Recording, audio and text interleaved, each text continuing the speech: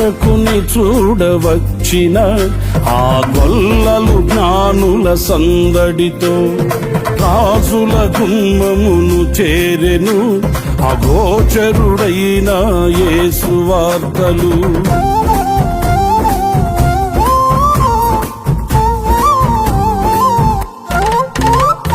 రక్షకుని చూడవచ్చిన ఆ గొల్లలు జ్ఞానుల సందడితో రాజుల గుమ్మమును చేరెను అగోచరుడైన యేసు వార్తలు. సింహ స్వప్నమై నిలిచెనుగా, సింహాసనములు వదిలెనుగా, శిరము వంచి శ్రీమంతునికి సాటి లేరని కొలిచిరిగా. శిరము వంచి శ్రీమంతునికి సాటి లేరని కొలిచి